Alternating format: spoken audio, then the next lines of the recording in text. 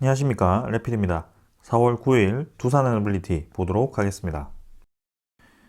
증시 먼저 보겠습니다. 코스피 1.27% 상승했고요. 코스닥은 1.67% 상승했습니다. 오늘 양증시 모두 상승을 했고요. 외국인 투자자가 6,900억 매수를 하였고 기관 투자자가 2,800억을 매수하면서 코스피를 끌어올렸습니다. 코스닥도 마찬가지 외국인 기관 투자자가 1,000억 이상 매수를 하면서 양증시 좋은 분위기로 진행을 했습니다. 코스피는 다시 한번 2,500선을 터치를 하기 위한 근처로 또 이제 접근을 했고요. 계속해서 2,500선을 터치를 하기 위해서 올라가고 있는데 아직까지 2,500선을 넘지 못하고 있습니다. 그래서 코스피 박스권의 상단 라인에서 지금 위치를 좀 하고 있는데요. 확실히 이전과는 좀 다른 것은 상단 라인에서 저항을 맞고 떨어졌을 때 하락폭이 크지 않다라는 겁니다. 그래서 하락폭이 크지 않고 점점 이제 위로 상방 수렴으로 좀 진행을 하고 있기 때문에 코스피의 그런 실적주 위주로의 대형주가 또 상승을 하기 시작하면 코스피 지수도 같이 좀 올라가지 않을까라는 생각입니다. 그래서 이제는 코스피가 2500선 근처에서 좀 오랫동안 행보를 하기도 했고요. 시장에 대한 그런 불확실성들이 하나둘씩 해결이 되면서 이제는 뱅크런이라든지 그런 위기감을 조성하는 소식들이 많이 완화가 됐습니다. 그래서 코스피가 조금 더 힘을 받을 수 있는 그런 상황이 만들어졌기 때문에 계속해서 지금 좋은 방향으로 진행을 할 것이라고 기대를 해도 될 것 같습니다. 그 다음에 이제 외국인 투자자의 수급을 보면 7천억 가까이를 지금 매수를 했고요. 한 4일 정도를 매도를 했는데 그 4일 정도 매도한 것을 대부분 이제 매수를 하면서 외국인 투자자 좋은 매수세를 또 이어가기 시작했습니다. 그래서 요게 이제 다음 주 월요일부터 해서 또 이제 바로 매수로 이어지는지 또 주목을 해볼 필요가 있을 것 같고요.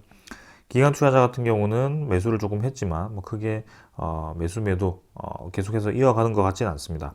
하루 매수하고 하루 매도하고를 좀 반복하고 있기 때문에 일단 천천히 한번 보도록 하겠습니다. 코스닥 지수는 끝없이 올라가고 있습니다. 지금 880포인트, 거의 이제 900선까지 진입을 하기 직전이고요.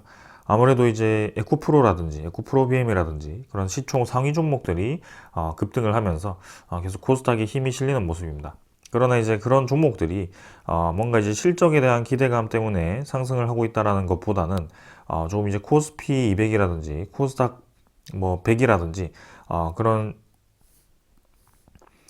편입, 그죠? 어떤 지수에 편입이 되어서 의무적으로 좀 이제 수급이 집중되고 있다라는 것이 좀 보이고 있습니다. 그렇기 때문에 그런 것들에 흔들려서 계속 이제 올라간다라고 보기보다는 좀 적절하게 이제 그런 상승이 마무리가 되면 좀 이제 하락을 할 수 있기 때문에 그런 것들에 조금 경계를 할 필요가 있다라고 생각을 합니다. 그래서 코스닥 지표가 좀 많이 올랐거든요. 650포인트부터 지금 800포인트까지 880포인트죠. 그래서 이전에 금리가 엄청나게 인하되어서 유동성 자금이 엄청나게 많이 풀렸을 때와 유사할 정도로 지금 코스닥 지표가 좀 많이 올라갔기 때문에 특정 종목 위주로의 그런 수급 쏠림은 조금 경계할 필요가 있다라고 계속 말씀을 드립니다. 그래서 사실상 이제 코스닥 지표가 지금 그 대세 하락의 거의 절반 이상을 지금 회복을 한 상황이기 때문에 실제로는 이제 금리도 아주 높게 지금 유지가 되는 상황이고 시장이 뭔가 유동성 자금이 풀리지 않은 상황임에도 불구하고 좀 과하게 올라간다라는 느낌이 좀 들고 있습니다. 그렇기 때문에 조금 주의를 할 필요는 있겠다라고 말씀드리고 싶고요. 기관 투자자, 외국인 투자자가 매수를 했지만 전반적으로는 코스닥 지표는 꾸준히 매수하는 세력은 없습니다. 그래서 조금 이탈을 하고 마무리를 했고요. 계속해서 한번 지표를 주목을 해보겠습니다. 그 다음에 환율은 1319원, 거의 유사하게 마무리가 되었고요. 4월 들어서는 조금 반등을 하고 있습니다만 여전히 이제 환율의 그런 상단 라인은 뚫고 나가지 못하고 있습니다.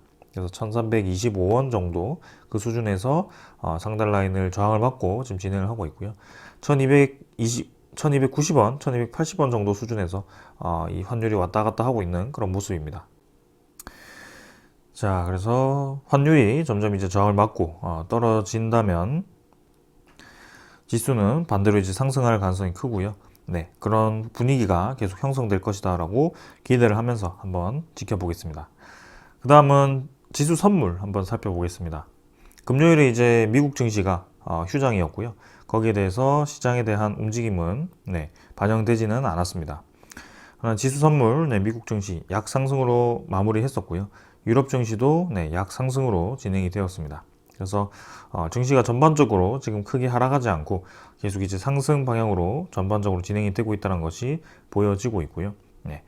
큰 움직임이 큰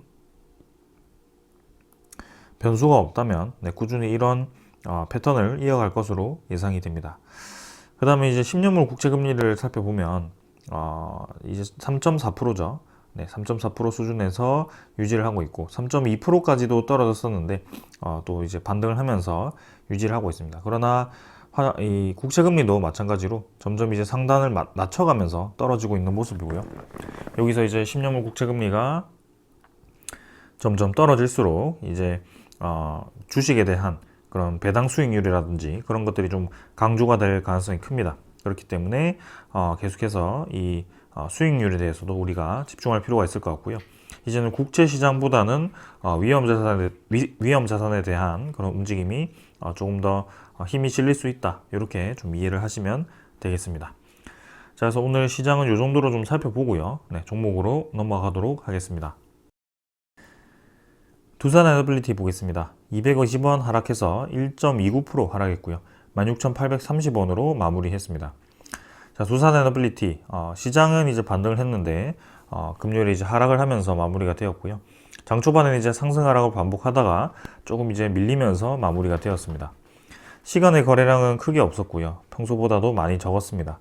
16,820원으로 마무리되었고요.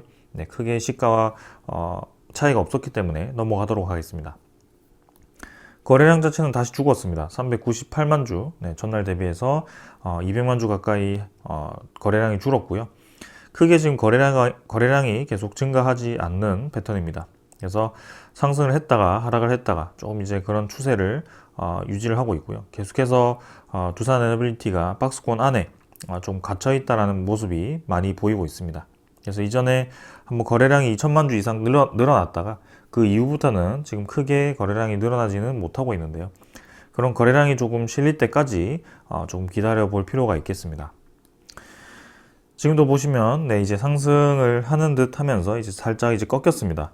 그러나 단순히 이제 차트만 보고 판단하기는 어렵기 때문에 좀 전체적으로 볼 필요가 있을 것 같고요. 공교롭게도 이제 17,400원의 저항을 맞고 다시 한번 떨어지는 모습이죠. 그래서 이전에는 옵션 만기를 기점으로 17,400원을 강하게 뚫고 나갔었는데요. 이번에도 이제 4월 다음 주죠. 다음 주 목요일이 옵션 만기이기 때문에 그때 또 이제 어떤 움직임을 보일지는 한번 살펴볼 필요가 있겠습니다. 그래서 양훈 구름선 타고 지금 주가가 계속 형성이 되고 있는데요. 지금 이제 17,400원을 다시 한번 넘어가느냐, 그리고 그때 거래량에 다시 한번 힘이 실려주느냐, 그런 것들을 한번 살펴볼 필요가 있겠습니다. 그래서 61선 추세라든지 121선이라든지 장기 이평선들을 위로 향하기 시작했습니다. 그만큼 이제 두산에너빌리티가 저점을 점점 높이면서 위로 서서히 향하고 있다는 것이 보여지고 있고요. 상방 수렴이죠. 그래서 계속 똑같은 위치에서 저항을 맞고 있지만 저점 자체는 점점 높이는 그런 움직임이 나오고 있기 때문에 분명히 이제 그 수렴 구간에서는 한번 위로 튕길 그런 자리가 나온다라는 것이고요. 거래량이 좀 부족하기 때문에 좀 지켜보고 있는 그런 상황입니다. 그리고 이런 움직임은 두산에너빌리티 뿐만 아니고 관련 종목들도 다 유사하게 나타나고 있습니다. 실제로 이제 일진파워 같은 경우는 계단식으로 이제 주가를 높이고 아직까지 주가의 이 상승이 하락으로 전환되지 않았습니다. 여전히 이제 거래량이 한번 터지고 지금 유지가 되고 있는 상황이고요. 그 다음에 한전기술 같은 경우도 적절하게 이제 올라간 뒤로 조금 이제 하락을 했지만 결국에는 그 상승 패턴은 계속 유지를 하고 있고요. 조금 조정을 받았지만 결국에는 이 저점을 점점 높이면서 두산에너빌리티와 유사하게 진행이 되어 가고 있습니다. 그래서 월봉으로 보면 조금 더 눈에 잘 띄고요. 저는 이 추세가 계속 유지될 것으로 보여집니다. 마찬가지입니다. 한전 KPS도 지금 유사한 패턴을 보이고 있고요. 우진도 마찬가지고요. 전반적으로 이제 힘을 주고 지금 살짝 이제 조정을 주는 그런 모습입니다.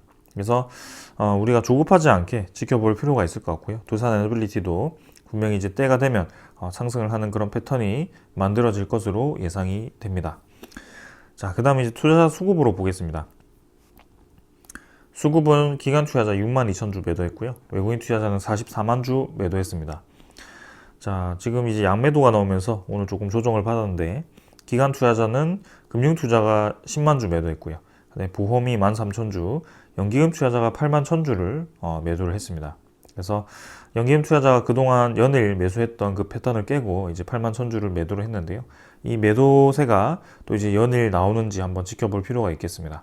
그러나 지금까지 워낙 이제 많이 매수를 했기 때문에 며칠 정도 매도하는 것은 크게 문제가 되지 않는다고 생각을 하고 있고요.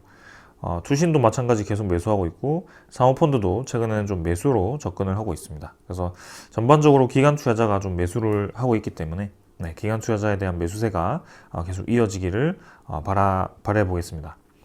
그 다음에 외국인 투자자는 한 3일 정도 매수, 5일 정도죠. 5일 정도 매수하다가 하루를 이제 매도했는데요. 또 이제 JP 모간, 모간솔 위주로 또 이제 매도가 나온 것 같습니다. 그래서 그 패턴은 항상 보았던 거였기 때문에 어떤 식으로 또 움직일지 한번 지켜보겠습니다. 자, 그래서 수급은 이 정도로 좀 살펴보고 바로 이제 공매도 잔고를 살펴보도록 하겠습니다. 공매도 잔고는 1100만 주입니다. 그래서 1130만 주 수준에서 한 30만 주 정도가 상환이 되었고요. 마찬가지로 공매도 잔고가 피크를 한번 찍고 다시 떨어지기 시작했습니다. 그래서 공매도를 확 늘렸다가 또 줄이는 과정에서 주가를 상승시킨 것 같고요. 지금도 공매도 잔고가 줄어들면서 어느 정도 반등을 했다라고 볼 수 있을 것 같습니다. 오늘 같은 경우는 일별 공매도 거래량이 28만 주로 평소보다는 이제 또 많은 편이었죠. 그래서 오늘 주가가 내리면서 아마 공매도를 또 쳤을 거라고 생각을 하고 있고요. 계속해서 그 똑같은 세력이 특히 외국인 투자자가 공매도를 치고 상환하는 과정에서 두산에너빌리티 주가를 좀 형성을 하는 것으로 보여집니다. 그래서 오늘도 거래원을 한번 살펴보시면 유사한 거래원이 또 나타났을 겁니다.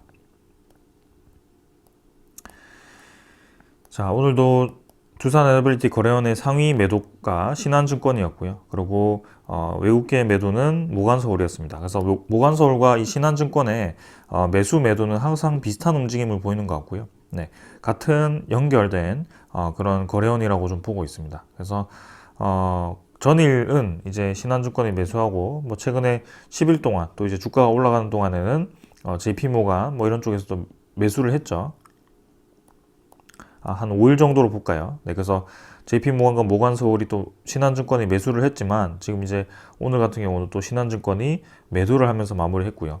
공매도 잔고가 다시 늘어나면서 또 이제 매도를 또 부추기는지 한번 살펴볼 필요가 있겠습니다. 그래서 다음 주 목요일 정도까지 이제 옵션 만기일이 다가오고 있기 때문에 분명히 이제 그런 매수 매도를 이용해서 또 이제 그런 수급을 채우거나 수급을 빼거나 하는 과정이 다음 주 목요일까지는 일어날 수 있단 말이죠. 그래서 그런 것들을 좀 살펴볼 필요가 있겠습니다. 자, 그래서 다음 주 옵션 만기까지 어떤 움직임을 보이는지 한번 지켜보도록 하고요. 그런 특정 테마 위주로의 강세도 다음 주 목요일 이후로는 조금 이제 추세가 변환될 수 있다라고 또 생각이 듭니다. 그래서 그 이후, 그죠, 목요일 이후에 이 두산에너빌리티 관련 테마들이 같이 움직이는지도 한번 살펴보도록 하겠습니다.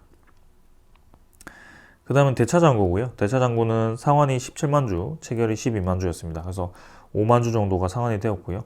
잔고가 2,800만 주 정도로 머물러 있습니다. 그래서 크게 지금은 대차잔고가 최근에 좀 많이 늘긴 했지만 그 이상 많이 늘어난 것 같진 않고요. 적절하게 또 유지를 하면서 진행되고 있는데 또 추후에 어떤 움직임을 보이는지 한번 보겠습니다. 외국인 추적 물량은 44만 주, 당일 물량은 45만 주 매도로 접근이 되었고요.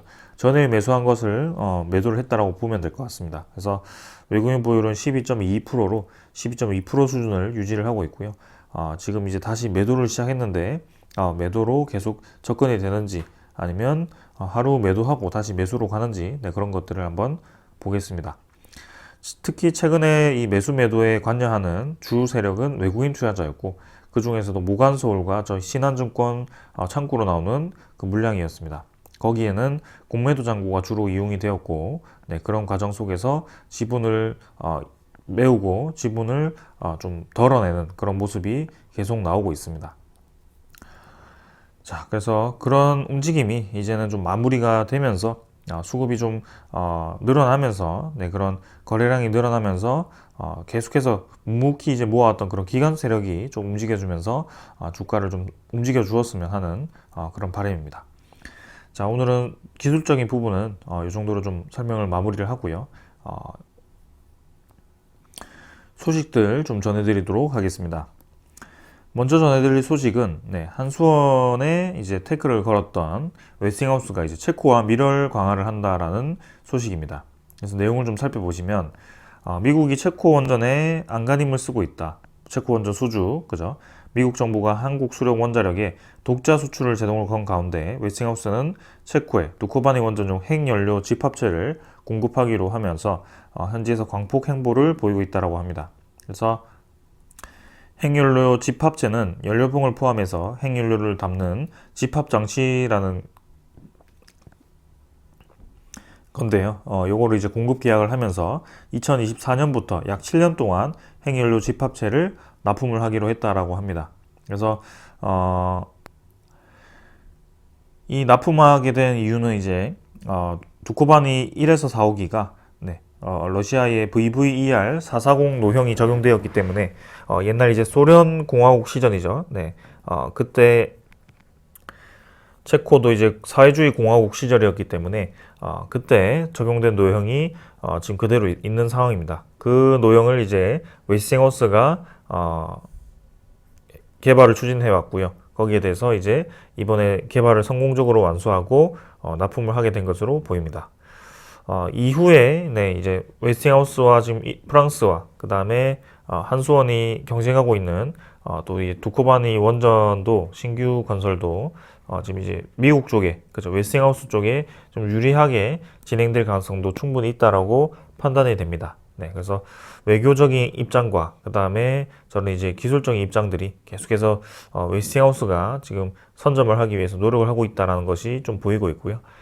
웨스팅하우스와 최근에 이제 한수원이 좀 소송전에 몰리면서 좀 굉장히 이제 여론이 좋지 않은 상황이죠. 그러나 이런 기싸움이 이제는 결실이 맺어져야 되는 그런 상황인데요. 미국과 한국 입장에서는 결국에는 이 원전 산업이라는 곳에서 등을 돌릴 수 없는 그런 상황입니다. 이번에 이제 한국과 미국, 프랑스 쪽이 이제 이렇게 러시아와 중국과 대치되는 그런 원전 국가였는데요. 지금 프랑스가 마크롱이 이제 중국에 방문을 하면서 원전 협력에 대해서 또 이제 논의를 한 것으로 보여집니다. 그래서 미국 입장에서는 사실 이 중국을 견제하는 차원에서 프랑스가 또 이제 중국과 저렇게 긴밀한 관계를 갖는 것을 좋아하지 않을 건데요. 그런 상황 속에서 이제 한국까지도 벽을 치게 되었을 때는 이제는 미국이 이제 이 원전 시장에서 러시아와 중국을 견제하기가 상당히 어려워질 수도 있습니다. 그래서 이번에 이 한미 원전 협력에 대해서 다시 한번 주목을 해볼 필요가 있을 것 같고요. 작년에 분명히 이제 동맹 선언을 했었기 때문에 거기에 대한 후속 소식으로 이번 4월이죠. 4월 말에 우리나라 대통령이 미국에 방문을 했을 때 그런 원전에 대한 협력 소식이 다시 한번 들려올 가능성이 크다라고 생각을 합니다. 그래서 그때 소식이 들려왔을 때 아무래도 이 원전 테마들이 다시 한번 움직일 가능성이 크다라고 좀 생각을 하고 있고요. 그때까지 또 이제 약 2주 동안의 시간이 남았는데 어떤 움직임을 보일지 한번 지켜볼 필요가 있겠습니다. 자, 그래서 분명한 것은 지금 앞으로 신규 원전 건설 시장은 점점 늘어나고 있고 거기에 대해서 한국의 제조 기술이 필요할 수밖에 없는 그런 상황이고요.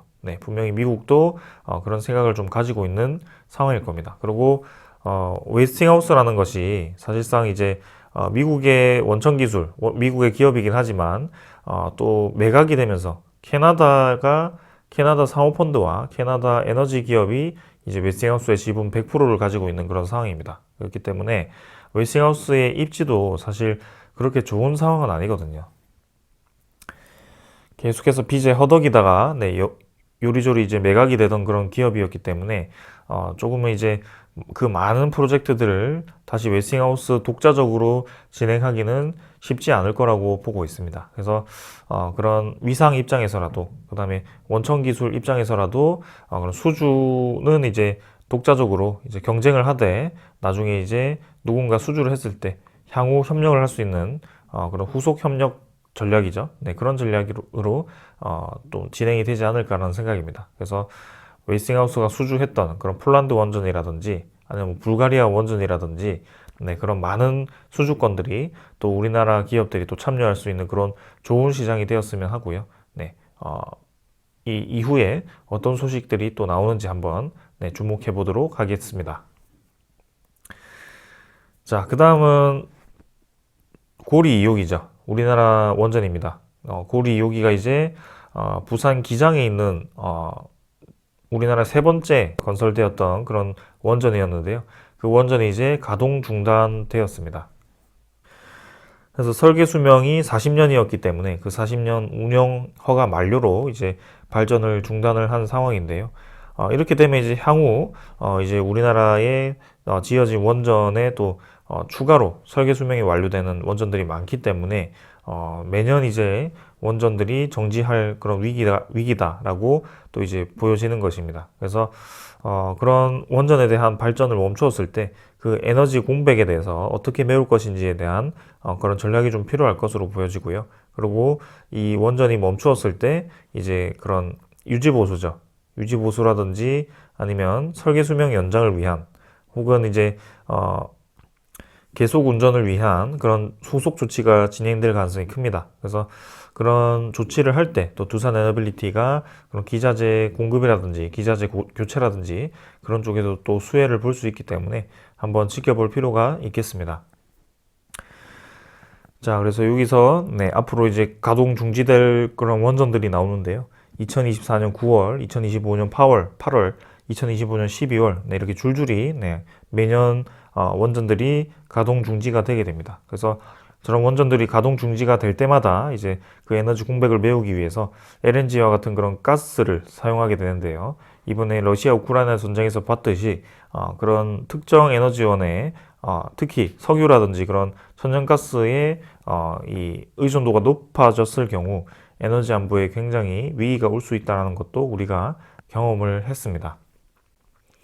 그래서 안정적인 에너지원을 위해서 이 고리 2호기도 이제 수명 연장을 해서 네, 가동을 할 계획이고요. 2025년에 네, 그 가동을 준비할 것으로 예상이 됩니다. 사실상 이제 설계 수명이 40년이었는데요.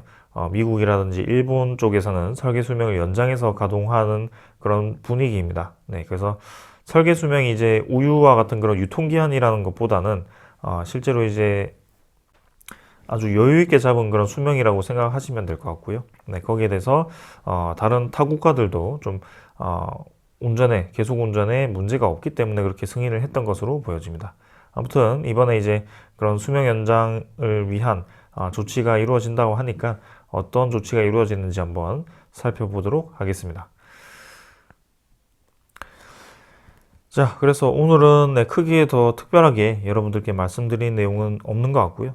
두산 에너빌리티는 사실 이렇게 원자력 이외에도 해상풍력 시장이라든지, 네, 그 다음에 가스터빈 시장이라든지, 네, 그런 SMR 시장이라든지, 그 다음에 수소 시장, 이런 것들이 계속 검토가 되고 있습니다. 그래서 가스터빈도 실증 사업을 진행하면서 이제 실증 사업이 끝날 경우에 이제 국내 최초로 네, 전 세계 5번째 가스터빈 공급사가 되는 것이고요. 네, 굉장히 이제 의미 있는 상황이죠. 그 다음에 해상풍력도 이제 8메가와트급을 개발을 해서 실증 완료를 거의 한 상황이고요. 거기에 대해서 추후에 그런 프로젝트에 또 이제 이 8메가와트급이 사용될 가능성이 크고요. 그 다음에 SMR 같은 경우는 뉴스케일 파워라든지 엑스에너지를 통해서 납품 실적을 계속 늘릴 가능성이 큽니다. 네, 그래서 향후 이제 SMR에 대한 그런 시장이 계속 커질 것이기 때문에 한번 기대를 해봐도 좋을 것 같습니다. 그 다음에 수소 같은 경우도 창원시에 이미 이제 수소 액화플랜트 단지가 형성이 되어서 이제는 올해부터 해서 수소를 본격적으로 생산할 것으로 예상이 됩니다. 그래서 이제 수소 경제 시대가 다가오고 있기 때문에 이 수소 액화 플랜트도 이 무시할 수 없는 상황이거든요. 네, 그래서 그런 것들을 우리가 계속 지켜볼 필요가 있겠습니다. 그래서 두산에너빌리티는 하나의 그런 사업에 쏠렸다기보다는 사실상 이런 여러 가지 분야의 원전이라든지 그런 분야의 기자재, 기자재 공급, 그 다음에 EPC죠. 설계라든지 시공, 관리까지 다 해주는 그런 EPC 사업. 그 다음에 이제 뭐 플랜트 전체를 이제 지어주는 뭐 그런 사업들. 그런 것들이 이제 진행을 하기 때문에 이 기자재 공급 시장이 최근에 많이 커지고 있습니다. SMR이라든지 풍력, 원전. 그래서 저는 이 부분에서 이제 기대가 되는 상황이고요. 신재생에너지와 그런 원전 에너지가 다 같이 이제 덩치가 커지는 그런 상황이기 때문에 에너지 안보 입장, 그 다음에 에너지 수급이 계속 커지는 상황에서 계속해서 시간이 지날수록 수혜를 볼 것이라고 기대를 하고 있습니다. 자, 그래서 앞으로 또 이제 어떤 움직임을 보일지 한번 지켜볼 거고요. 주가는 지금 갇혀 있지만 분명히 이제 움직일 만한 시기가 다가오고 있습니다. 그래서 4월, 5월, 4월 말부터 자 5월까지 또 어떤 움직임을 보일지 한번 살펴보도록 합시다. 자, 오늘 여기까지 하고 마무리하겠습니다. 감사합니다.